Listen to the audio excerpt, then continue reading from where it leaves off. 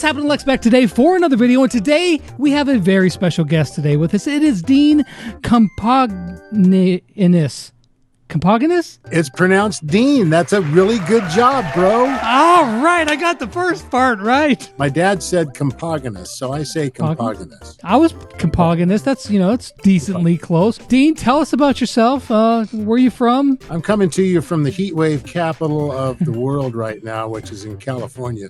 I'm fortunate to live in a place called Santa Cruz, and so we're right by the ocean. I spent several years over working in radio in Honolulu, so that was fun. Oh, wow. So you say you were working in radio. Not that I'm super surprised, because you clearly have a radio voice. I have a radio face, let's put it that way. You got a TV face and a radio voice. Come on, Dean. Were you a DJ? Is that what it was? Yeah, for the most part. I got to be a program director at one point, so they realized I wasn't so good at that. Mostly on the air. And then I became a production director and did a lot of commercials. So you find out that when you're on the air, what you really want is that delete or that rewind button that you get when you're in the production studio, where you can, if you mess up, you can hit stop and rewind. This goes back to the days when we were doing everything on tape, and then we got to work on some of the first audio editing programs, and that changed everything. So how did you get into actually doing radio stuff? Being a nerd. Yeah, I was cool.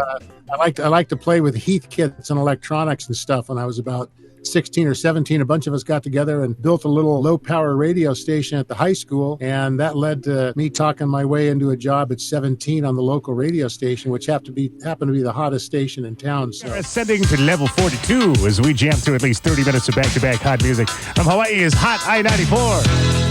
I was fortunate when I was a student in college in the Bay Area. I was at Berkeley, and I lucked into a job with ABC Radio, and I was at 22, I was the youngest on-air major market disc jockey in the ABC chain. Disc jockey turned radio producer turned voice actor. How does that happen? Well, there was a bit of a gap. I decided when I was in my mid-30s that I didn't want to be a 50-year-old DJ and move around the country and live out of a U-Haul, which I just never did. So I thought I need to find something more responsible to do at age 35. So I got a job writing advertising copy for a big department store that wound up being bought by Target named Mervyn's. And that led to a bunch of different marketing jobs. And I kind of just, I went from job to job, and I kind of started a new career at age 35. At one of those jobs, I was working for the biggest boating products supplier in the country. West Marine is the name of the company. My boss there said, "Hey, didn't you used to be on the radio in San Francisco or something?" I said, "Well, yeah, it's 4 or 5 years ago." And he said, "Well, great. We just spent thousands of dollars to have this commercial done, national TV commercial. And the guy in Hollywood who did the beginning and the end, he wants to charge us $20,000 to do 10-second product inserts in the middle." He said, "Will you do it for less?" I said, "Sure, I'd do it for half that." So I went to some guy's studio in a garage and spent 2 hours, and I recorded 50 little product inserts. And a couple weeks later, I got a check for $10,000. And I go, "Well, I like this. I should actually do this. This is pretty good." So I bought some equipment and set up a little studio in my house. It's kind of worked out. Okay, so then how did you, get the gig with Brawl Stars? I auditioned, and I was chosen out of about 200 different actors. I got the email, and they said, we'd like you to be Gale in Brawl Stars. I go, "Okay, hey kids." And my kids were 16 and 14, I think. They said, "Hey, I'm being cast for this game called Brawl Stars." I go, "Dad, seriously? Really?" It was the first thing I ever got to do that my kids were actually impressed by. Right. Everything else was "Oh, there's Dad on TV for Aetna Medicare," or "There's Dad on TV for Burger King." Or do your Medicare Part D homework now before you shop. This was cool, and it gave me a lot of cred with my kids. So your kids knew what Brawl Stars. Did they play it at all? They had tried it and moved on. So then they started playing it and telling all their friends. And the neighborhood goes, "Oh, that's the old guy in Brawl Stars. That's pretty fun." What did they tell you about Gale? They'll usually give you a little, quip about, what your character is all about. It's interesting you say that, Lex, because I was kind of curious to see what he looked like. And they didn't share any artwork with me. Sure. It's just he's a 75-year-old handyman who has this great weapon. He's going to be the first of a new series of chromatic brawlers. He's Mr. Everything to Mr. P. And other than that, just go have fun. Gotcha. And so we tried a different vocal concepts, and we tried a different kind of styles and personas, and what we came up with was, he's an old guy, Sure. So his hearing's not so good. Not going to really hurt you, but he sure will make it snow. So you said there was different versions or different takes on what his voice might sound like. Were there some that just didn't make it? No, it was actually the second or third one that we tried. I think I started off with a little bit of a higher range, and came down maybe a little too low, and then we just found a range right in the middle. And Martin was, after like 10 minutes, he goes, "That's Gale." What's your favorite voice line of Gale's? Yeah, it's funny. Everybody asks me that. I don't know if I know how to go. It's either, "Don't blame me, I just work for Mr. P," or I actually kind of like that little subliminal. It's like, "Oh, what does this button do?" Right before something blows up. That's a good one. All right, so we'll get back to Gale here in just a second. I'm curious, any other fun stuff that you've done that people would know you from? I did some promos for the show Family Guy, Aetna Medicare, Burger King. I was the voice of California Lottery, which you don't see it if you're not in California, but they're all over TV and radio here. So 55 minutes later, he leaves number 555 5th Street and gets a $5 Americano with 5 shots of espresso. for video games, my first video game was an ARPG called Grim Dawn. What character did you play in that? Scorv Egdenor, who is also a kind of an older voice, but very kind of an evil bent to him. I see this as an opportunity for us to work together. A mutual gain. Any other video games? No other video games. Nice. Just a couple there. I got to be in a surf movie. I was in this documentary that went on ESPN's 30 for 30 and then wound up on HBO called Momentum Generation. There's a group of like 14 surfers who were the best in the world who kind of grew up together and kind of learned a lot about what it likes to go from being a teenager to a man when you have all this attention. I got to play a surf announcer in that movie off camera.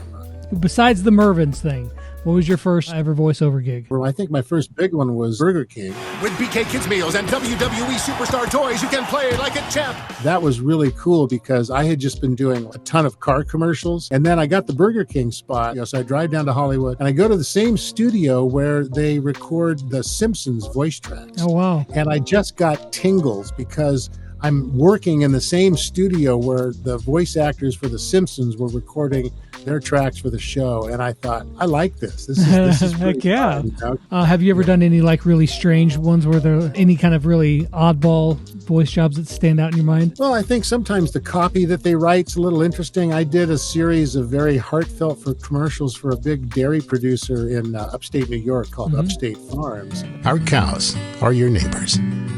You pass them every day. On the way to work in the morning. On your way home at night. It was a fun spot to be associated with because it's just, me kind of just going along and saying, our cows are your neighbors. You pass them every day. You see them in the morning, you see them at night.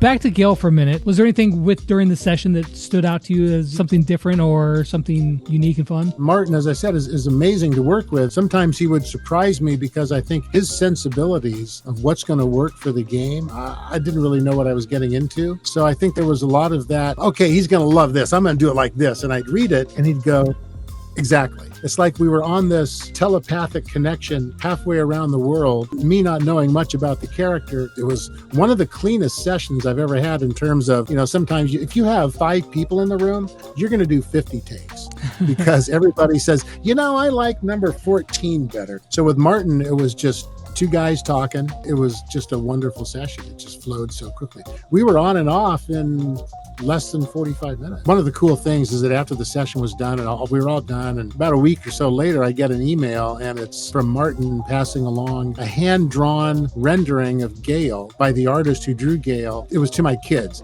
Basically say, hey kids, your dad is pretty cool. And it was, signed by the artist. And by Paul? Like, hey, we got it.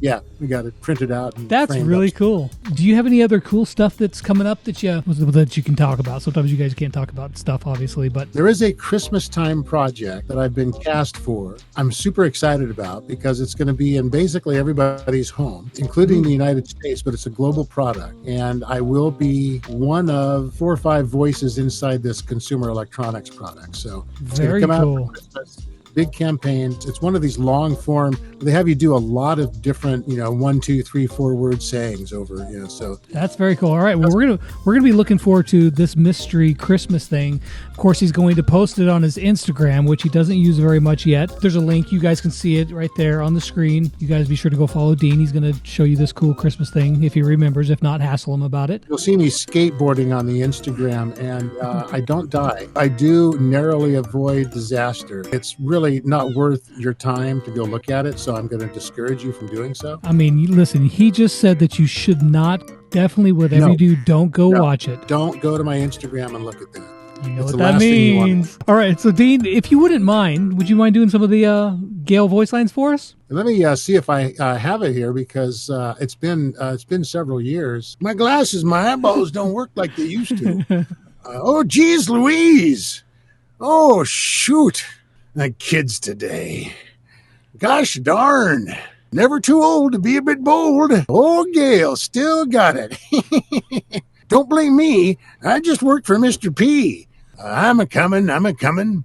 Hold on to your hats. Old Gale's gonna make it snow. I might be slow, but I can sure make it snow. And the one that drove my kids crazy, because I walked around doing this one for about a month and they almost kicked me out into the streets, was sweet and dandy like cotton candy. That's good. Good stuff, man. All right, so what else? What else are we missing here? I left the high-tech world and I'm working back in radio for the first time in 20 years, but it's NPR, it's public radio. Mm-hmm. So I went back into radio over the last year, and I'm not on the air so much, but I work at a public radio station in Monterey, California. And so what I do is I help the membership grow for the station. So I'm just going to give a quick pitch for KAZU Public Radio in Monterey, California. It's 90.3 on the FM dial, and I can't hear it because my cochlear implant stopped working a few years ago. No, it's 90.3 FM. It's KAZU Radio, and it's really cool is that I get to be around people who are passionate about radio, which I haven't experienced in about 20 years. And so I'm having a blast. It's really fun. It beats the corporate world hands down. I'll put it that way. Heck yeah. Well, if you guys are within range of the station, be sure to tune in. You can hear us on kazu.org.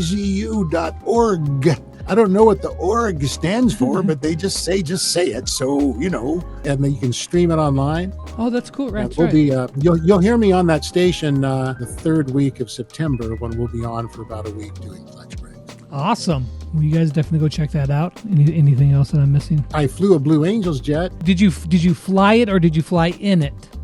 Both. So I flew back seat, and for about 5 minutes, I had the controls in my hand and I was controlling the jet. And it was amazing. So back when I was a radio disc jockey in San Francisco, one of the big events that they have in the San Francisco Bay Area every year is called Fleet Week. And you got all these ships in the harbor and the bay and everything. And then so the Navy Blue Angels come and they perform. The Blue Angels have 6 jets, but they always travel with a backup jet, Blue Angels number 7, so that if one of the jets goes down, they can still do the routine. But they also use that jet to take up the members of the media. And the radio station that I was working for happened to be one of the media sponsors for Fleet Week that year. So they took up one newspaper person. You might remember newspapers. They were printed on this thin paper and people would read them and throw them away. It was bizarre. And then a TV reporter and a radio guy. Well, I wasn't the most important guy at the radio station by far, but they asked the morning guy, and he said, no, I'm not doing that. You crazy. They asked the afternoon guy, and he was too big. They asked the news guy, and he had a bad heart. They asked the night guy, and his wife said, no way are you flying in a Blue Angels jet. So they got to me. And I said, heck yeah. Who gets to fly in a Blue Angels jet? And they take you up for about an hour up over San Francisco Bay. And probably the best thing about that, well, many great things about it, but you take off at 165 miles an hour, and then you go straight vertical. Oof. And you blast up to 10,000 feet and then level off and go out over the ocean and play around and do loops and rolls and stuff like that. And at some point, pilot said, okay, how'd you like to fly it? And I said, what do you mean? And he goes, well, of course, I'll have complete control of the aircraft up here. It's a, $30 million aircraft. Right. You can control the wheel and I'll show you how to do some things. And I got to do some loops and reverse loops. And you go up, you do a reverse loop, so you get a little weightless at the top of that reverse loop. And you got to do an 8-point roll. And it was a once-in-a-lifetime That's experience. Amazing. Well, Dean, thank you very much for coming on here and spending some time with us, letting us get to know, the real Gale, the voice behind Gale, all the cool stuff that you've done, and a little bit about recording his voice as well. Do really, really appreciate you. Appreciate it. I appreciate you, man. Very much fun. A lot of fun being here, and anytime. That's a real honor. Absolutely. You guys definitely go watch him. Don't watch whatever you do. Don't watch him over on Instagram. Don't do that. No. Yeah, don't do that.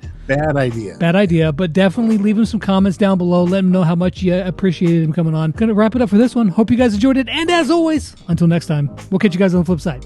Peace out.